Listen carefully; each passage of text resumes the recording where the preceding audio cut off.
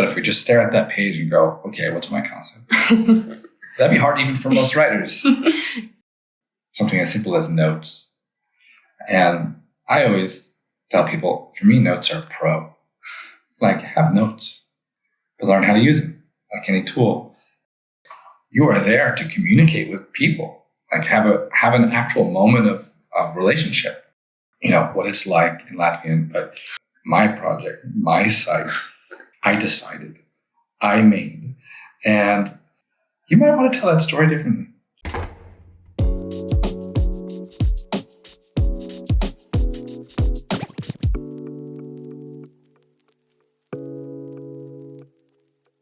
Hello, dear listeners. Today, in this episode, we are talking about this paradox.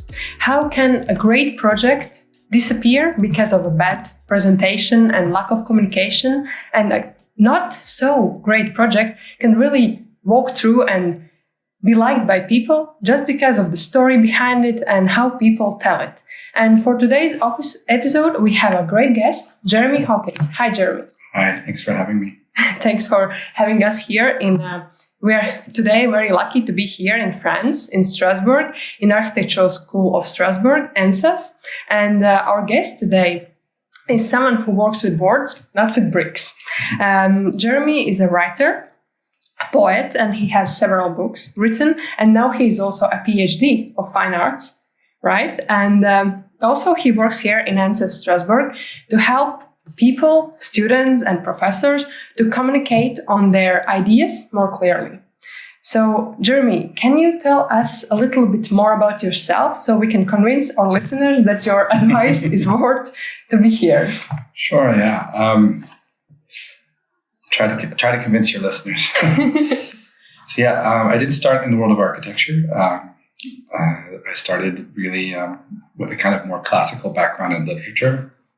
Grew up in the United States. I studied literature and creative writing and when I was younger. And for a long time, it seemed like that would be the only path.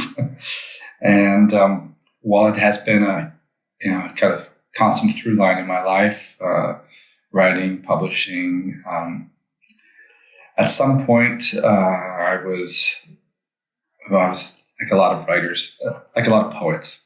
I was looking for work, and there was an opportunity to teach English at this School of Architecture, and kind of stumbled into this world, interested but ignorant of so much of what makes architecture possible. Who are the people and the processes behind architecture in all its forms.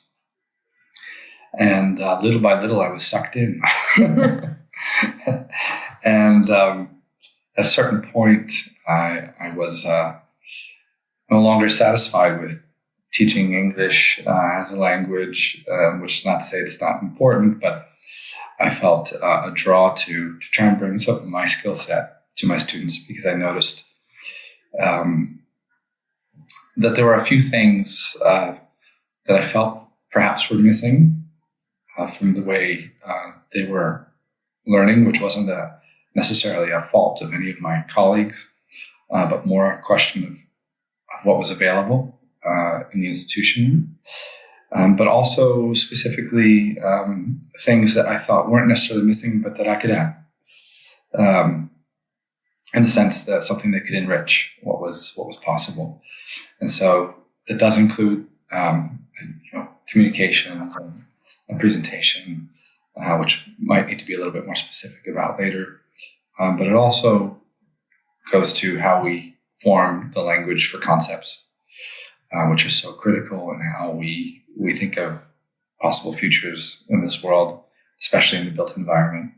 And so that felt like something I could bring some very particular skills to the table for my students, and surely, slowly but surely, it's developed in that direction. So happy about that.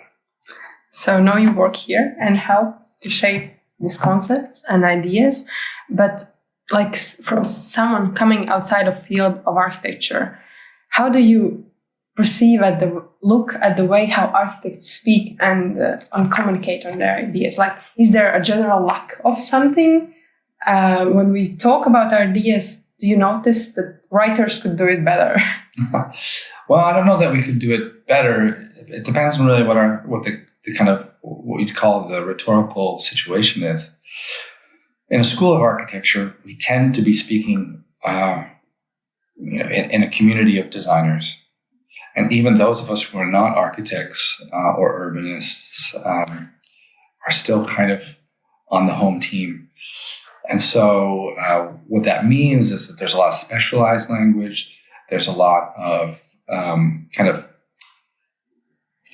useful shortcuts that we take in how we talk about what we're doing. And notably, there's a lot of times in which we are relying on other forms of communication, like models, like drawing, that help us develop ideas, which is not necessarily the way we want to work when we're dealing with somebody who's really non-initiated in this kind of professional jargon. And so I notice, on the one hand, when students are emulating the kind of that professional language, which is certainly not a negative, but I understand how that won't necessarily carry over into other situations.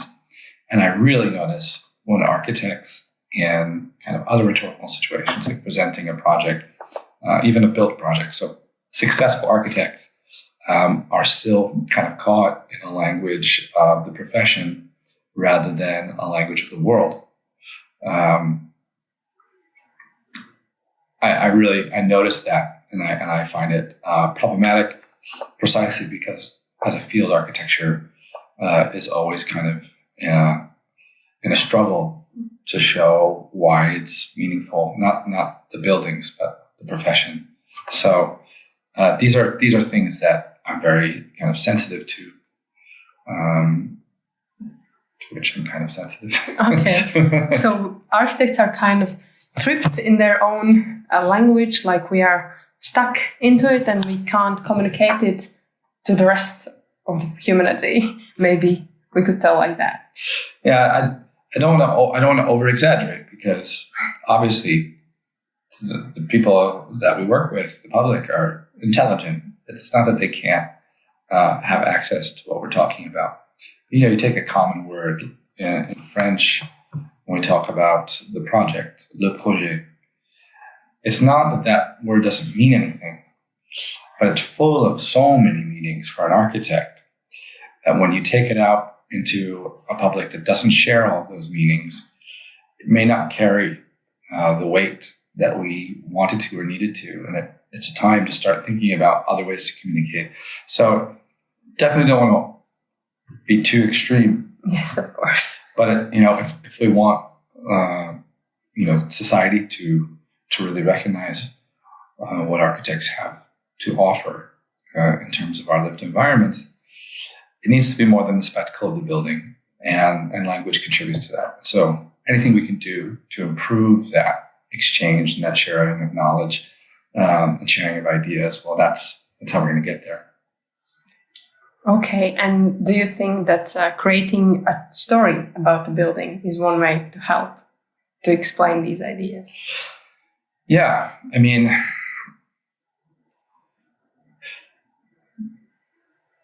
it is one way, but I think what's kind of difficult about the topic of stories, you don't ever actually escape story. Story is there. So if you look at kind of the study of narratologies, there's some jargon for you. In narratology, study of story and narrative and how it works, there are people who argue, and for me, to a degree that's pretty convincing, that story is actually just a way of talking about how we make sense of the world. When we tell the history of war, there's a winner, there's a loser, there's things that were fair, unfair, there were surprises. It takes on a dramatic tone, and we can't really create meaning without that. It can be much more subtle, hopefully so for like the world of architecture.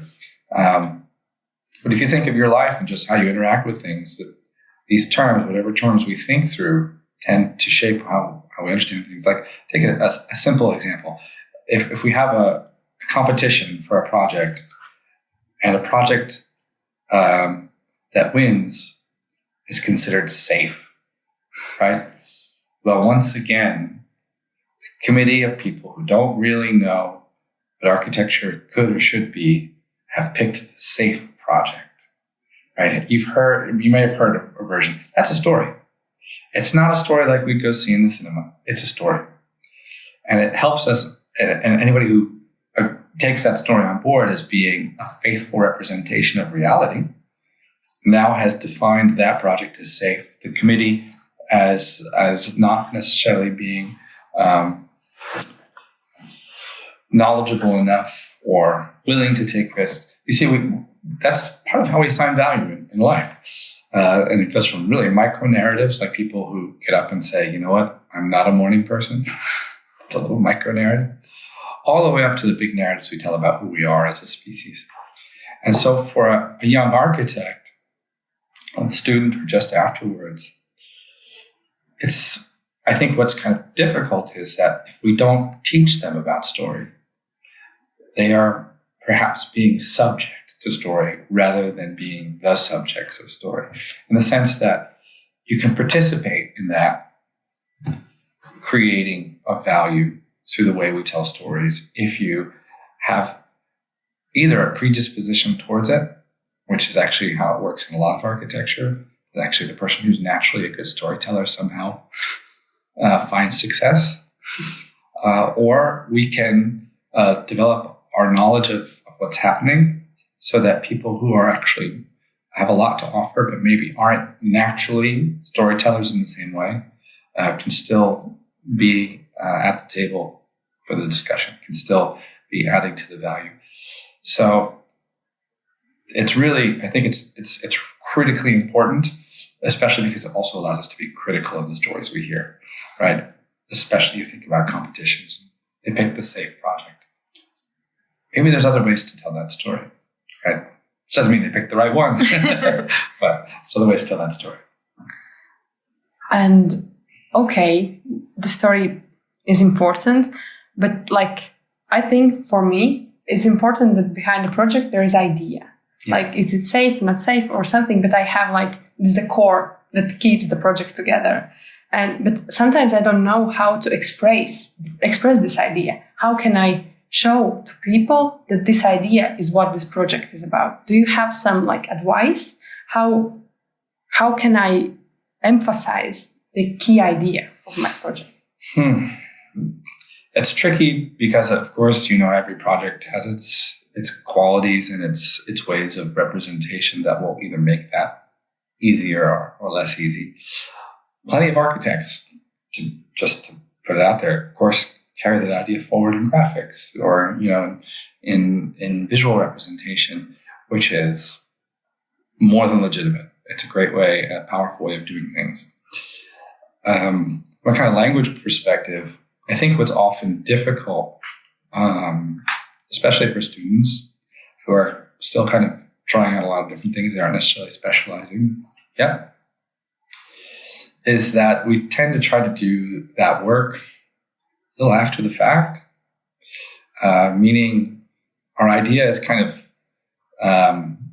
we try to find words for the concept after the concept exists. Except that's kind of problematic from a language point of view because concepts are linguistic, right? So you got a great model, right? There's stuff happening spatially. And then we try to say what the concept is after the fact of the model. Not saying it's impossible, but it's challenging for somebody who's still finding their way. Because to a certain degree, you're making the concept after you've made the project. Yes. And if you succeed, there will not be really something that you can differentiate. But I find for a lot of students and designers in general, sometimes finding the language for the concept that then becomes manifest or realized in the material and spatial forms is actually an easier way to go. And maybe it's a question of for certain people, it's one or the other. The fact that usually tend to try to attach words after we've done the thing. I think there's a whole group of people for whom that doesn't work. You take key example. We don't necessarily have to take him 100% at his word, but Rem Koolhaas has very famously said that every project starts with an idea, a written idea with language. What that really looks like, I have to ask some people who have worked for OMA. But that kind of origin in language that then can be put into material forms, that to me, I think, it's not to say that I think it's correct, but I think it can help a lot of people who struggle with what you're talking about. Afterwards, I think the other thing that is maybe important to think about is that languages can be a tool. You can also think of it as material, but you can work it just like you work a drawing, which is that what I think a lot of people who have other types of intelligences and who maybe have more of a visual intelligence, a spatial intelligence, what they tend to put forward is, those skills natural.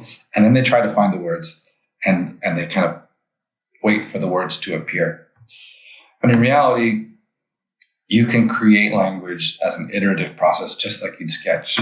You write down some words, you turn the page, write down some more, you turn the page.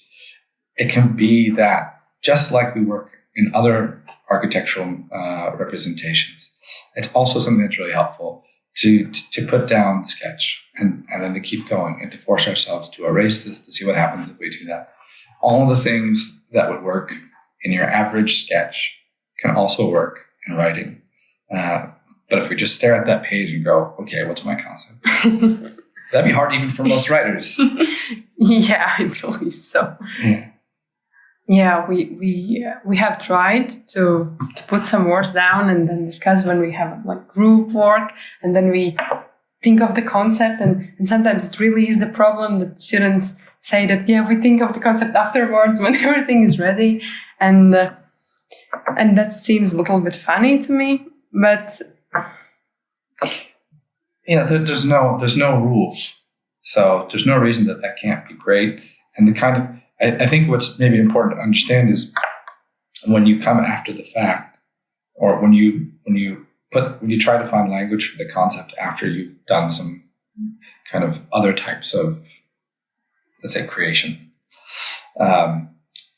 It's that I think most people who think of it as the project exists and then we just find the words to kind of stick onto it. I think that's where it fails, because in the end, the project is both.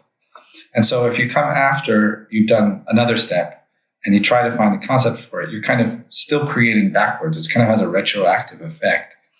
And that can really, really work. I mean, I've definitely seen plenty of examples of that, where you create and you say, what did I create? But then you also, it requires a kind of reflexivity. You have to be able to listen back to your initial intentions, to think about what your hands or, what you were doing in your computer, to think about how those forms echo into other things.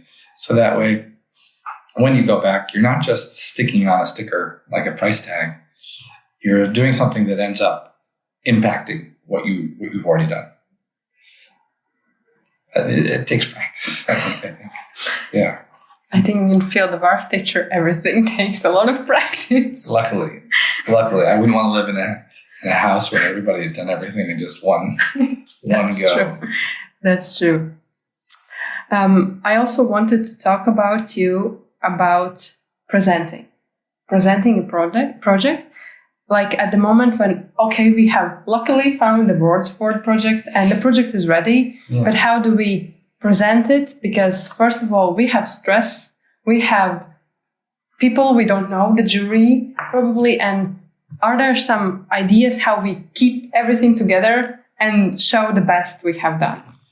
Sure, yeah. I mean, it ranges from everything to kind of some really basic kind of logistical things. Like I've wrote over the years. I've been teaching. I've been teaching about 20 years in higher education. Run into all sorts of funny ideas about like something as simple as notes. And I always tell people, for me, notes are pro. Like, have notes, but learn how to use them, like any tool. And I think that that's something that, I always try to suggest to students is to have the right kind of notes, something you can lean on, that you're not stuck on, that you can have with you, and don't fear them being seen, because it's normal. It shows somebody who's serious and prepared and doesn't want to forget one of their points. The only pros I ever see, with like the rare exceptions to people who are just, have a kind of brilliant ability to speak in front of others. But the only pros I see who don't have notes are people who are reading off of teleprompters, right? So it's kind of like this figment that you need to just naturally have everything in your mind. That's for me a total trap. Afterwards, there's things that are kind of more, I don't want to say, kind of deeper, which isn't so much like a skill, but things like remember what you're doing there. And I think that sometimes it's good to kind of remember, are you there to persuade a jury? Are you there to get a good mark? Are you there to have your project selected in a competition? Are you there? Why are you presenting? Are you giving a progress report on a project that is ongoing? There's those answers, but then there's also the point is that if you're presenting, you're there to, if you get back to communication, it's to have a moment where you're actually communicating with people, which we tend to forget how profound that is, how profound that can be. It's you are there to communicate with people, have an actual moment of relationship, even if it's just that moment. It's to connect with other people. And so I think what that thinking about that does is helps us reflect about, what do we want our presentation to be? It doesn't mean that necessarily helps your nerves, but I think it can make you a little bit more confident in the choices you make. For example, going back to the question of story, when I see presentations, especially for architectural students, I try to get them to ask themselves, or I at least ask to myself from just observing, who is this story about? Because here we're telling a story, a very professional story, hopefully.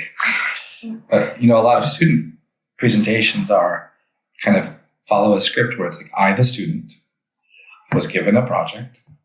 I did my analysis. Here are my intentions. Here's what I decided. Here's what I designed. It's the best. Or, it's a lot of me. A lot of, you listen, actually, I don't know, what it's like in Latvian, but in English and in French and in any language I know a little bit about, there's so many possessive pronouns. My project, my site, and the language is so often I decided, I made. And amongst architects, that can be an attractive way of talking. But in reality, if you go back to that, you're trying to have a moment in which you connect with people who have real stakes in what you're proposing, even if it's just a pedagogical situation. You might want to tell that story differently. You might want to allow them to project into a possible future. You might want them to think about a question that you've been thinking about. You may want to offer them a concept that could be useful to them.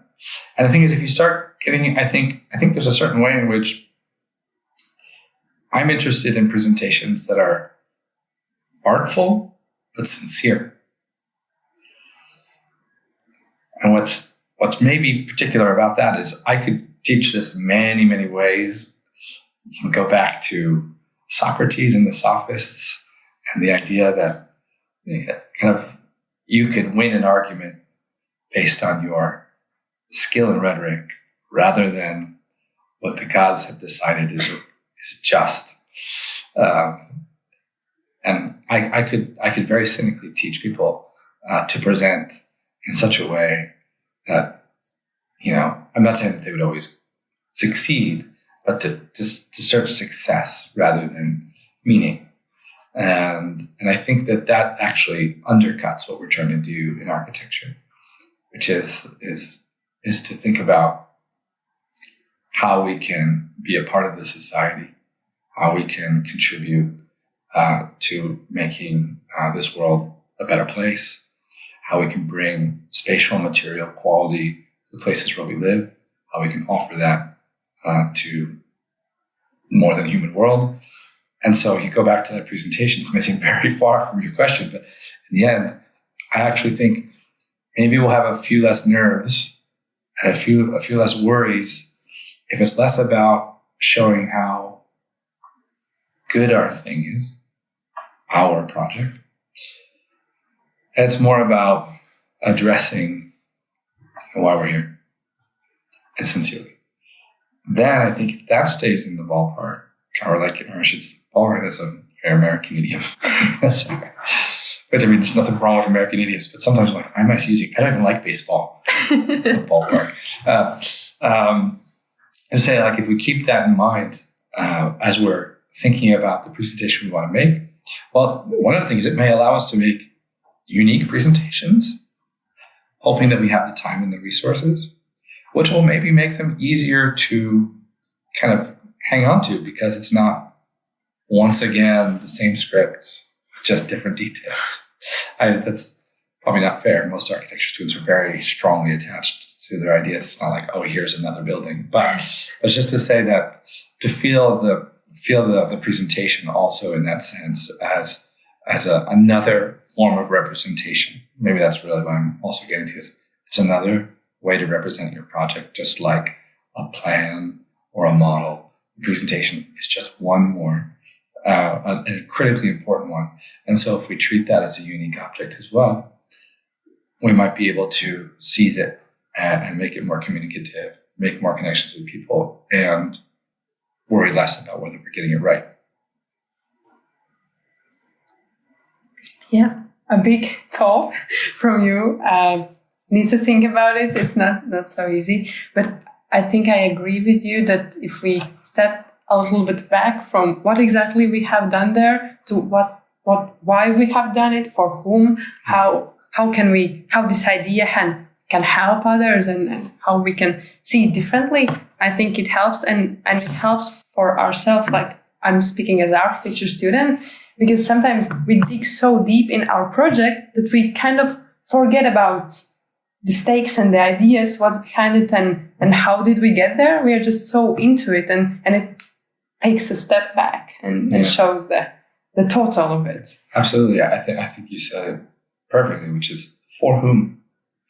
That's we can compress that, but if we really open it up to for whom, it really has a huge impact on the way we talk, the way we present, the way we design. And I think it allows us also to take a little bit of distance, which doesn't mean that we're not invested or deeply engaged with what we're presenting. We obviously would like to do the work, for example, we're in a competition. But the for whom keeps certain priorities straight. And everyone in architecture would say that they keep that in mind. But I think it's really worth asking ourselves, okay, well, how do we address that? And so I think that, I guess what I'm trying to say is that there's a way in which the presentation is maybe the most direct way that we really interact with the for whom. As one more document in your project dossier, the presentation is where we actually get to kind of act on that. And I really do think it makes presenting easier.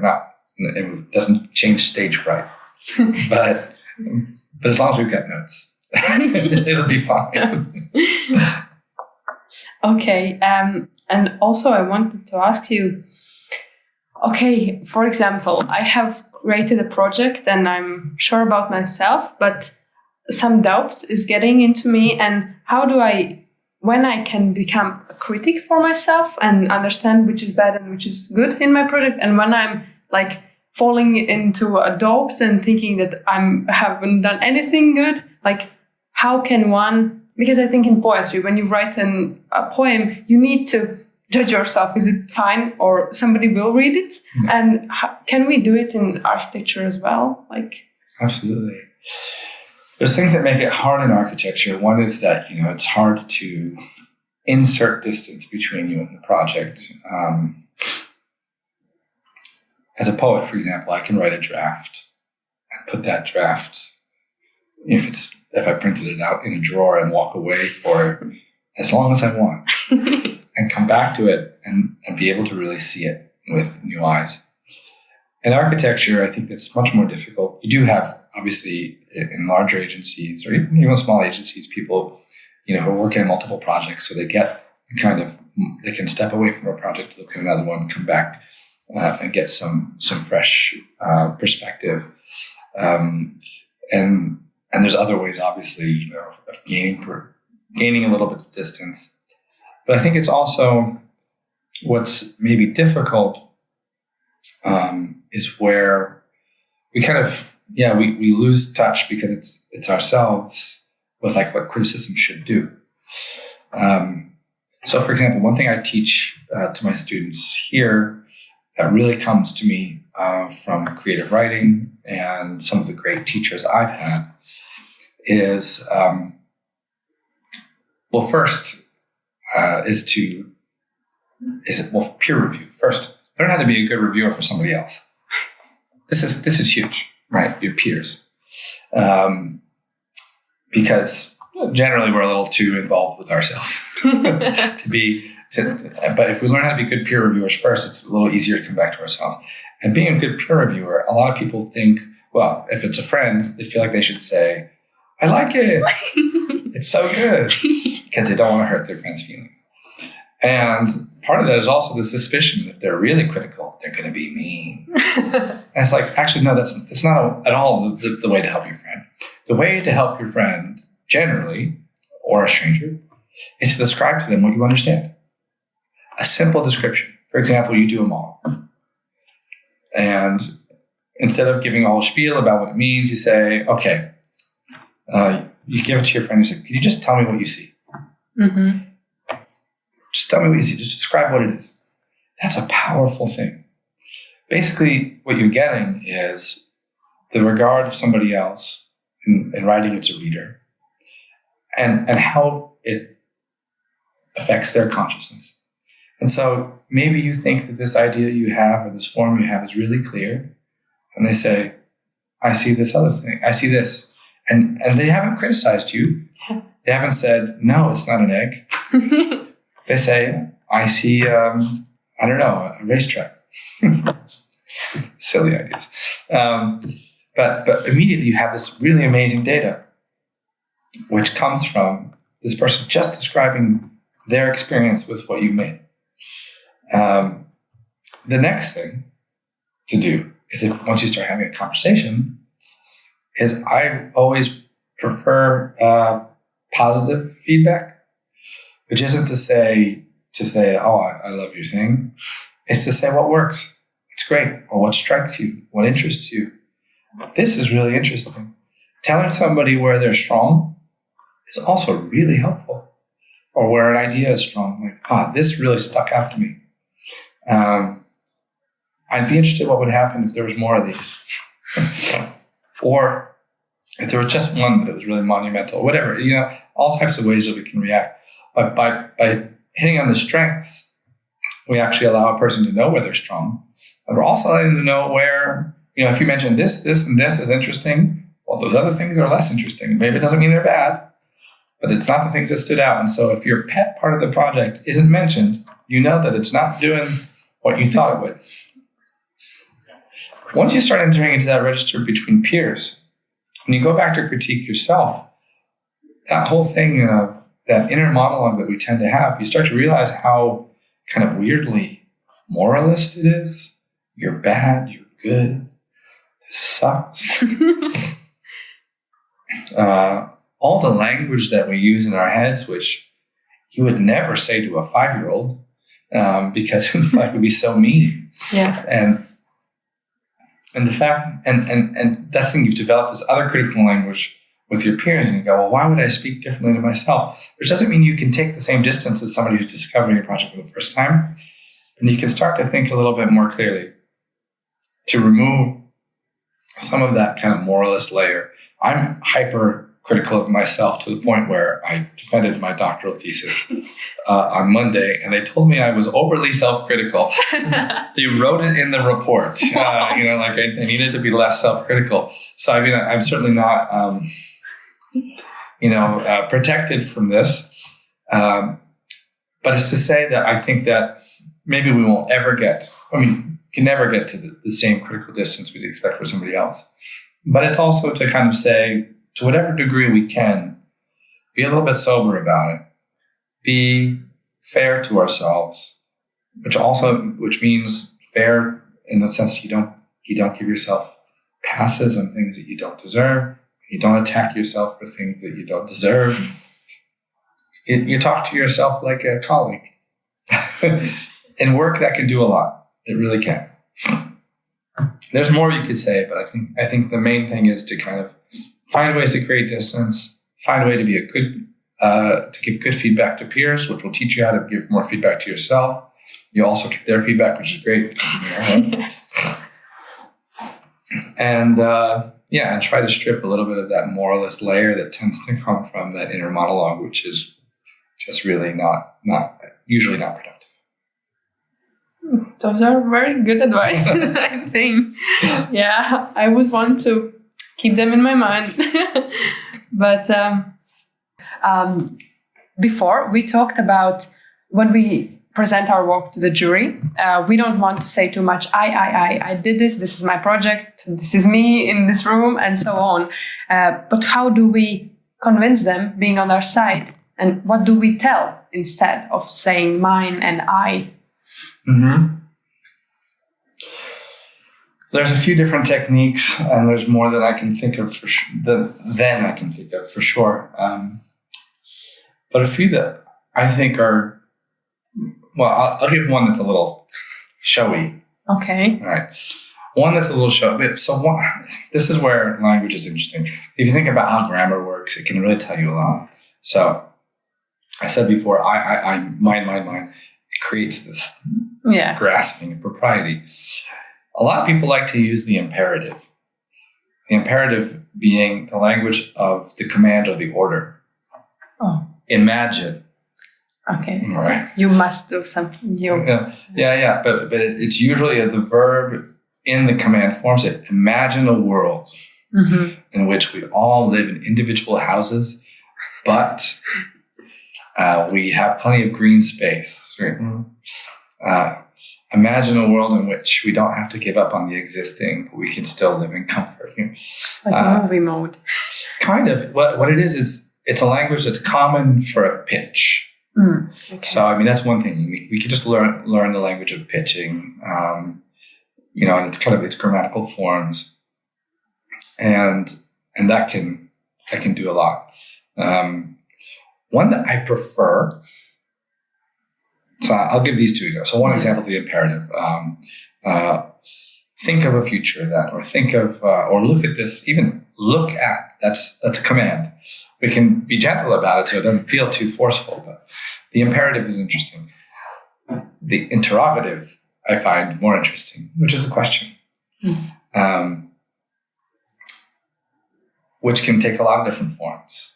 But I'll take again a kind of corny one, but just for illustrative purposes, say, what should the house of the future be like? Or what kind of neighborhood do we want to live in 20 years? Corny. But the idea is that by asking a question, we're directly addressing the audience and asking them to engage with this question that will produce ideas, and which we want then to take into the presentation we make. So it doesn't mean we can never use I. We could say, what kind of neighborhood do you want to live in 20 years? I've asked myself this question, And I've looked at a few examples to see what might be possible. So you can still use I. But what happens is, as you address the audience with a question, you open up a space of reflection. You invite them in. And it can be very powerful. And so sometimes, it can get repetitive, so you have to be careful to not overdo things. But just starting with a good question, sometimes even when it's not even phrased as a question, you can describe a question. People today are trying to understand how we should live in 20 years. They're asking if it should be a technical solution, or should we start engaging in a kind of reduction of productivity, a degrowth? You see where we start going. We start giving people things to think about. That's, going back to the concept. If you ask a question or propose a question, set a kind of problem before people to be thinking about, that actually kind of allows you to position your concept in a way that there's kind of contours of thought available to the audience rather than just kind of throwing it at them. Because even my corny question, if I say, what kind of house do you want to live in? Or what should the house of the future be? It's like, you can't help it. If you're listening, you start to visualize. Which doesn't mean necessarily you visualize what I'm thinking about, but at least now we're in the same headspace. There's a shared consciousness. We're questing after the same thing. And now you might be more interested in what I have to say about that. So, of course, this requires good questions. Corny questions could work, but what I mean good questions is, like, for example, if you're in a competition where everyone's kind of answering the same call, you're going to have to find a question which isn't the call. Because you're supposed to be dealing with that question anyway. If the call is for a renovation of a kind of industrial heritage site in the middle of a city, like, everyone's thinking about what could be the future of this industrial building. That's not the question. It's too obvious. It's everyone's dealing with it. What's actually interesting is to reveal to people another question that actually opens up what that can mean. I don't have a good one off the top of my head, but you see what I mean. And that's the work also, is, when you're coming up with the presentation, is to think about how you can come up with that phrase. There's still other ways. So the imperative, the interrogative. One thing is also just really simple, is to change the order in which you do things. I think a lot of people forget to show the realized project early, if not first. Not necessarily because you have to. You kind of wanted to let people know where you're headed in a presentation. And sometimes, not the realized project in the sense of build, but I mean, like, the kind of what is the form it will take, instead of starting from the beginning. Which is kind of in fiction, it's like starting a story with the alarm clock going off, and then brushing your teeth, and then taking a shower, and it's like it takes 20 pages before, like, the event happens, which makes the story interesting. It's like you don't need to start with the alarm. Same thing is, with one other way to kind of get out of the me is to say, look, here's this thing, to offer up an idea and say, let's see how we can get there.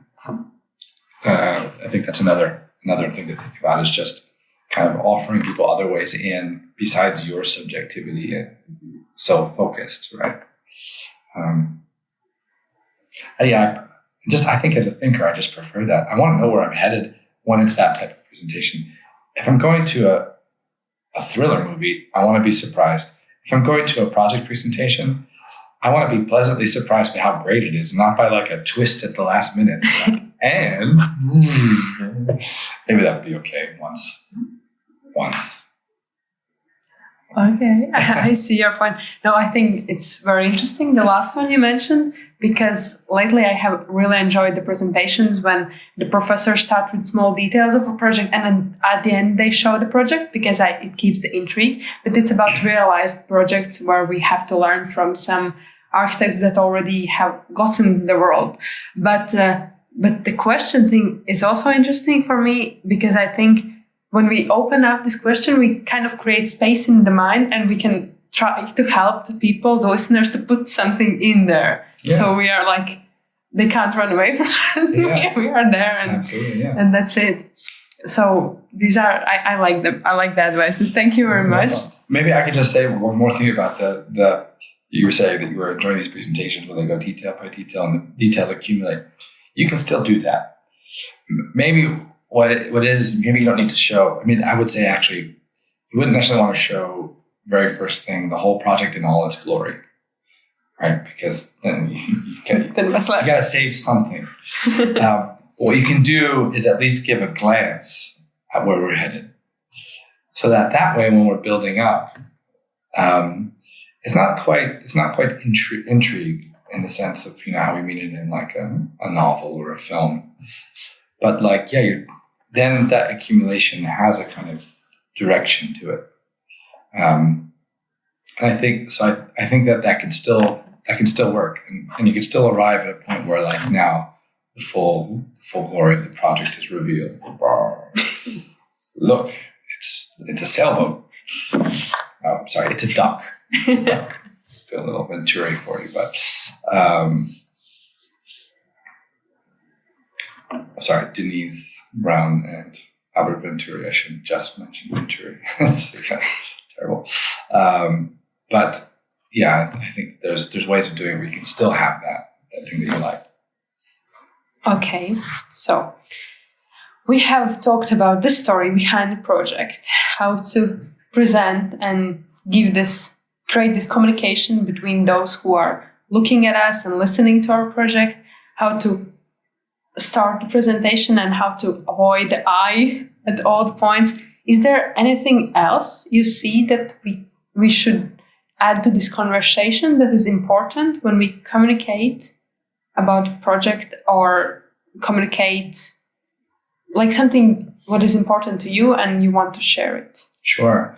I think one more like really basic thing that I think a lot of people who aren't comfortable presenting or just so comfortable is to really think through the relationship between what you're saying and what you're showing.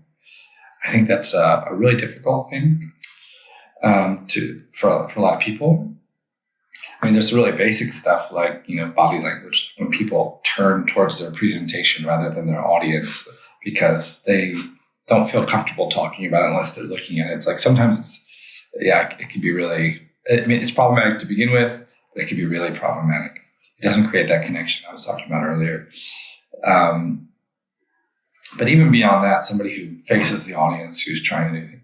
So I think it's important to think about how the presentation has a linguistic layer, has a visual layer. It may have other layers, sonic layer, if you're playing mood music at the same time.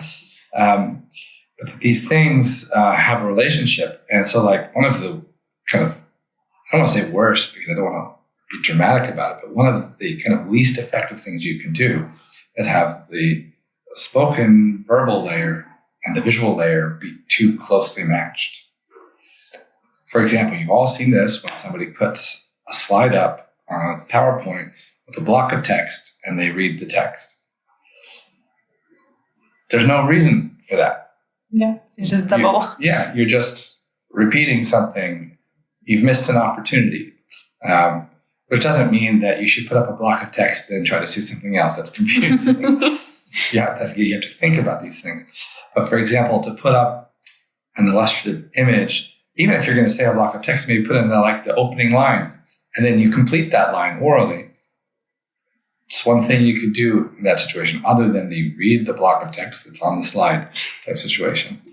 But it's also, it's thinking about, how project documents, how representations work. So which of course you want to have a connection, right? So you don't want to put up, for example, pictures of like nature while describing your urban project. There should be some correlation unless you're actually doing performance art, which would be cool too. But it's think about, when do you need to anchor? When do you need to point out? When do you need to signal things? And so I think the best way to understand this is just to look at great presentations. A colleague introduced me to the work of Paolo Vignano, who's very well known, so it's not a deep cut. But Paolo Vignano gives great presentations, partially because they don't seem like she's seems like just natural. It's one thing. But also the way she works with images. She will refer to the images. She'll even describe the images. She'll guide us in understanding them, but she's not stuck to them. And it's not a question of kind of giving you every detail. It guides your eye and guides the way in which you read it. You can be still more suggestive than that. In the sense you can imagine visuals that you never actually refer directly to, but it depends a little bit on the style. If you're actually printing your boards and you're moving along the boards, that could be a little weird. But you could do it in a PowerPoint presentation where the images that come up are kind of in a more or less self-explanatory way, supportive of what you're saying. But it's really to think of that as that you're using minimum two semantic layers. One that's verbal, one that's visual, and that the way that those work together should be to your advantage, rather than just kind of a given. Which, not to overdo it, but I think part of the issue that I see with students is they do one or the other, and then they try to just find what should fit. Right? They write this. It's rarely this, but sometimes they just write the speech. Like, okay, which documents? Better are ones that create the documents and then figure out what they want to say. In reality, you're composing. It's like music. It's not to say that you can't write a melody and then find a bass line, but there are reasons to think that trying to compose these things together will really be to your advantage. So that's one thing I definitely want people to think about it if they're trying to learn about presentations and architectures. Yeah. See those two semantic layers and the way that they can interact as something that you can use to your advantage.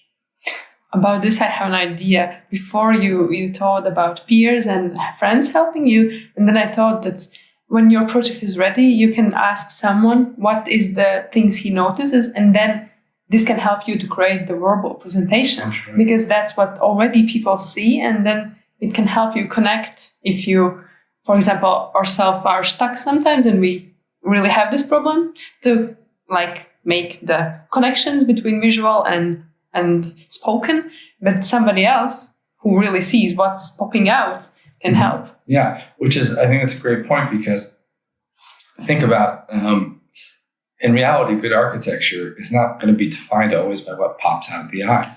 Sometimes what you really want is, okay, maybe you have something that just visually stands out, but then there's all this other fine work happening alongside, and that's the way it should be. So that's a perfect example where, you can say to somebody, what stands out to your eye? They say this. So in your speech, you may decide, obviously we have this strong form here, but I also want to call your attention to something.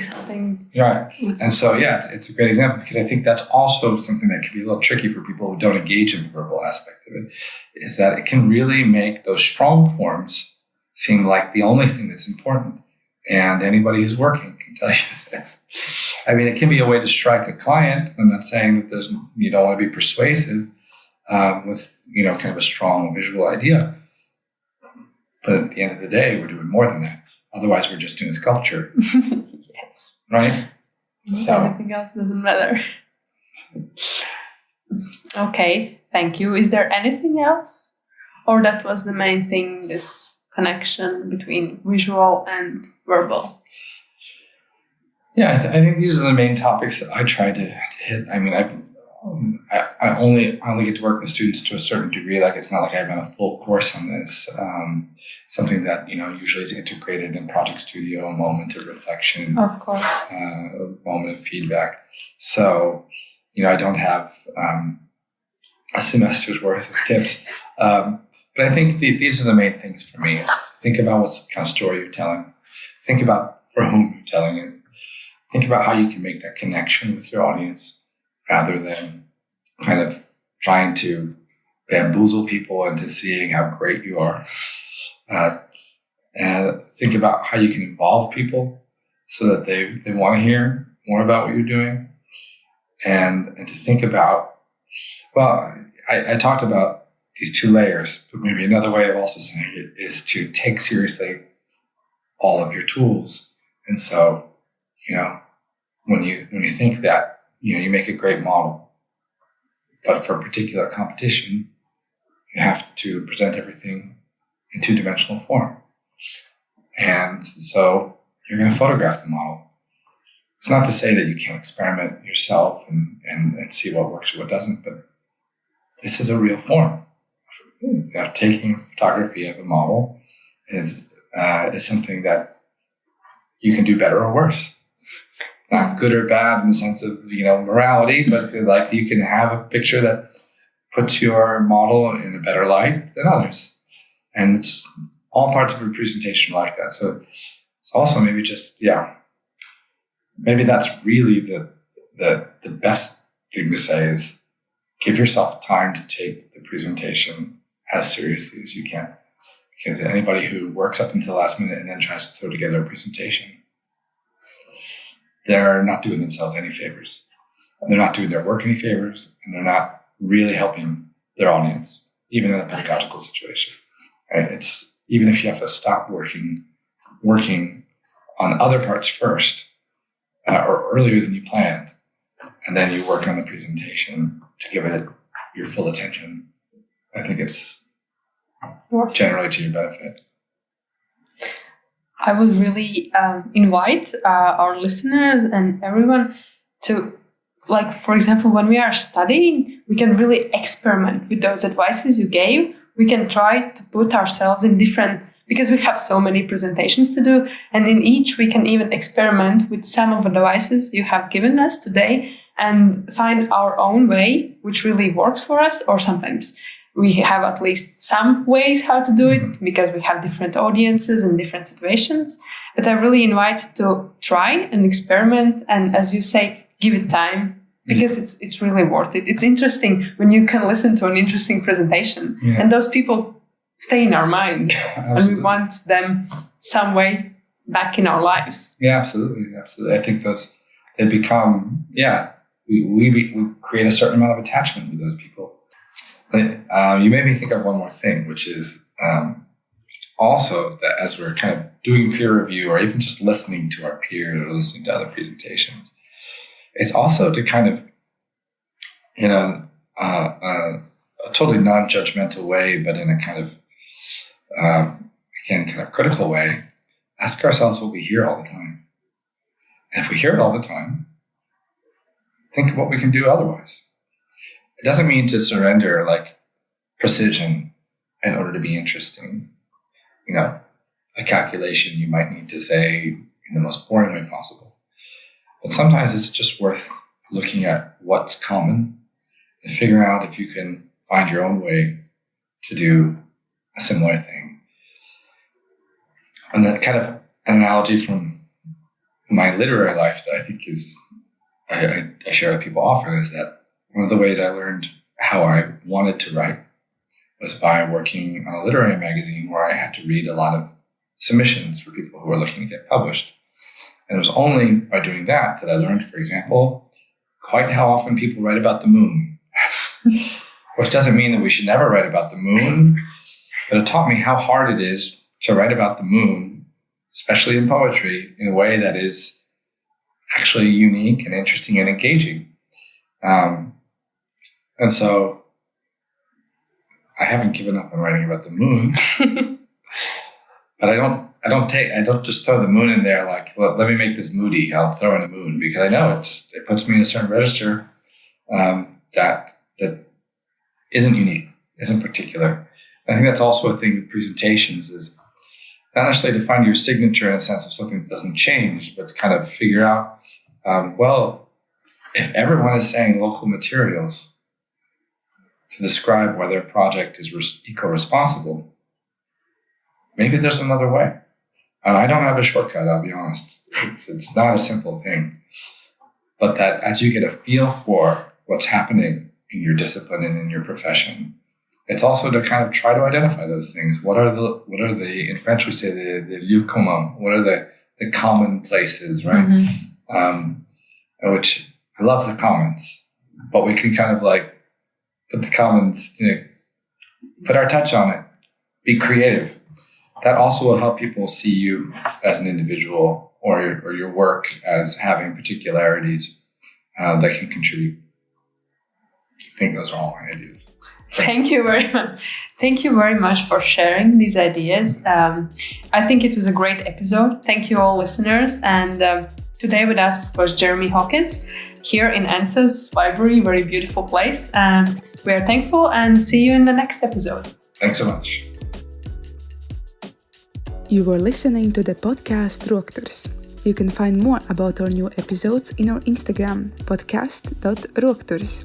This podcast is made by Alise Grebeņuka, Elizabete Dreimane, Artūrs Dāvids Bieziņš, Marija Ozola, Dominiks Cipkins and Toms Martins Šaķis. Thank you for listening.